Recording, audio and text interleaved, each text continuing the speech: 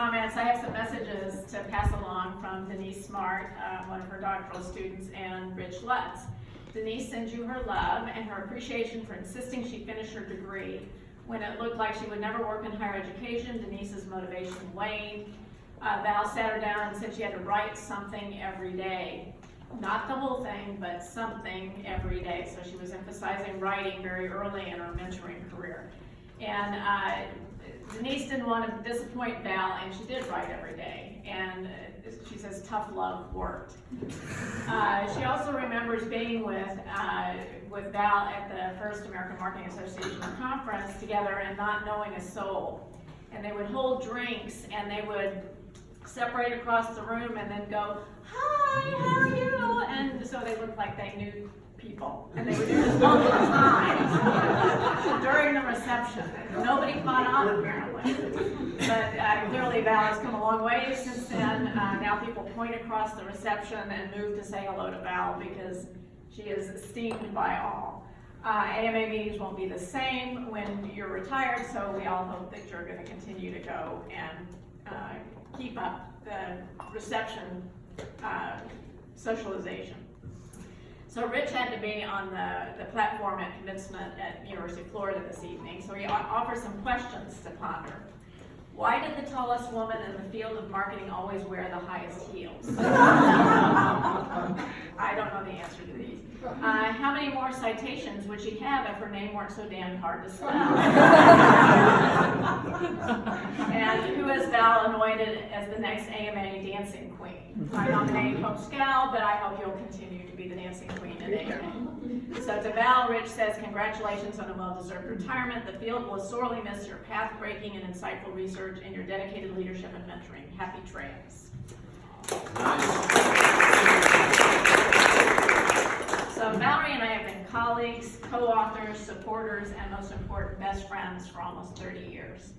I joined the Texas A&M faculty in the summer of 1979. Valarie arrived the following January. Before Val arrived, we were pen pals. Those of you under the age of maybe 50 probably don't know what that is. She would hand write a letter to me, put a stamp on it, put it in the mailbox, and I would receive it and I would read it, and she'd ask me questions and tell me about herself, and I'd answer her questions and tell her about myself and send it back. So even before, this is pre-internet, we got to know each other in the old-fashioned way by handwriting letters. And before Val, I was the only female faculty member in the marketing department at A&M. Everything was better once she arrived. At the faculty retreat at Lake Conroe, I was no longer the odd girl out, that the faculty wives were all suspicious I was after their husbands. I was not after their husbands. I had someone I could commiserate about with the faculty member who wanted to continue their tradition of looking at girly magazines during the retreat. It was a different time. Pre-Me Too, yes. Once when Brian was sick and Val had to teach, she asked me to take care of him while she went to start her class on a project, passing the offices of several male faculty members who were parents, to me who was single and childless at the time. Probably not the best choice, but Brian survived and seemed to do very well subsequently. So, I headed the nomination of Val for the AMA Irwin Award in 2009. I've been talking to some people about how only men had received this most prestigious award in our field, and wasn't about time that a woman won it. And who better to nominate than Valarie Zeithamel?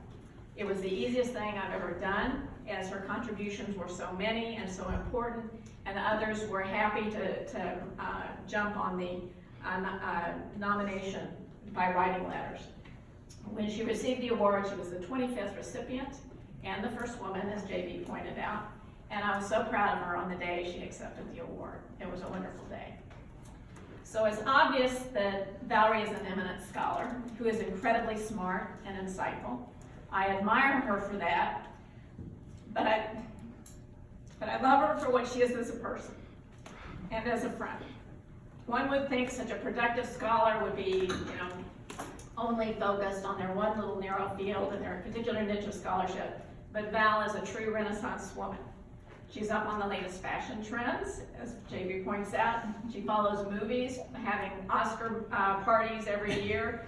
And I was lucky that the Oscar viewing fell during a conference one year, so I got to come, and Valarie dressed up and was all ready for the Oscar viewing party. And of course, she's a great dancer and draws in everyone she knows onto the dance floor. And finally, Valarie is a great friend. Given that many people have been friends with her for decades, she's obviously a loyal friend. In addition to the incredibly fun times which we've all experienced with Val, she's empathetic and can always offer a sounding board or a shoulder to cry on. I remember when my first pregnancy ended in an early miscarriage, most people, were sympathetic about it, but didn't see it as the loss I felt.